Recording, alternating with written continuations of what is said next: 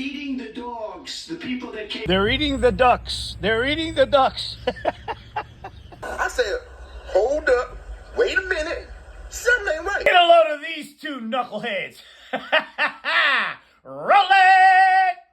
There's someone that's doing some awesome work for the election integrity movement. The next guests were about The election integrity movement.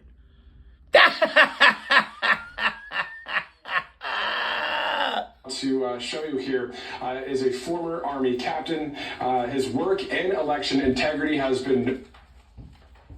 Where did he get that job? What does that even mean? What a fake title. noticed and recognized by President Trump. Actually, even a shout out to the following person. And he's also on True Social and other... Oh, he's on True Social. There you go. There you go. That's a moron. Areas including Substack. So the person I'm talking about is none other than Seth Keshel, who has quite the following. Ladies and gentlemen, Seth Keshel. Election integrity expert. On Truth as well.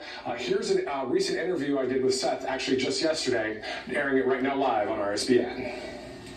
You did it yesterday, right? But you're airing it live. Make up your mind there, champ. Keshel joins us right now live on RSBN. Thank you so much for joining us, Seth. Look at this bent-nosed Nazi. You bet, Matthew. I appreciate you having me on. I'm glad we can finally make this work. Yeah, definitely. So can you talk to us from that 30,000-foot view of the country right now? Obviously, a lot of people concerned, but there's a lot of momentum in the Trump camp. Yeah, right. Look.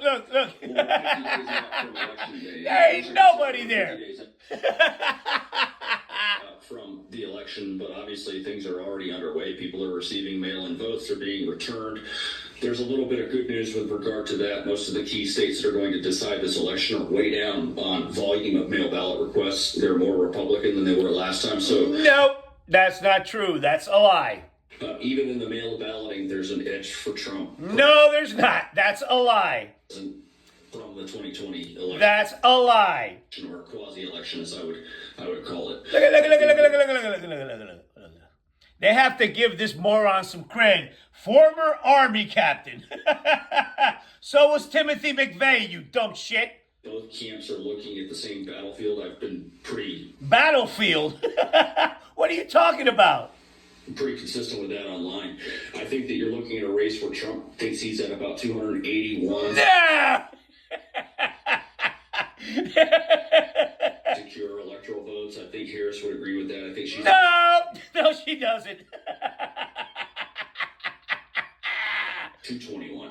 And I said you... Look. I think there's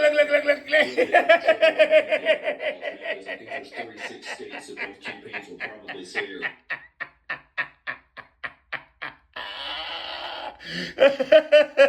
Denial is not just a river in Egypt. We're still up for grabs, and that doesn't have anything to do with current polling. We know where polling is. Polling's been all over the map. No, it hasn't. He's getting his ass kicked, and it's getting worse and worse. Savage is polling the electorate today. So would you say that there are 36 swing states at this point? No, there's 36 electoral votes that are up for grabs. I think that most of the states are decided. I think there are 7 states that I would call decisive states that are going to point to the ultimate winner of the election, and those are the 6 contested states of 2020: Arizona, Nevada, Georgia, Pennsylvania, Michigan, and Wisconsin.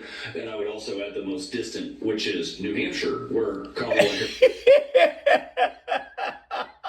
Harris actually happened to campaign in a couple weeks ago, even though people are trying to say that that state is secure, and it's not. What is your... This is a wet dream. This dude's a wet dream. You fathead. Then early voting or day of. Obviously, a lot more people like early or day of. Hey, smile, mouth breather, smile. Right? Well, we have competing narratives on this side of the political equation about that. The Trump camp and a lot of the campaign team have been trying to urge people to, quote, bank their vote, get votes in early. So that is not what I think is the best practice. Now, if you're going to be out of the country, out of town, out of state, and you have no other means but to go vote earlier and vote by mail, then of course. Why is that not the best practice? You vote when you can. Why? What are you trying to do? Because nobody that's going to vote for Harris watches your ass, right? What are you trying to do, right? Discourage Harris voters from voting for her, you know? Or trying to get all jammed up and not being able to vote on the day of? It's not going to work, you prick. Want your vote in there.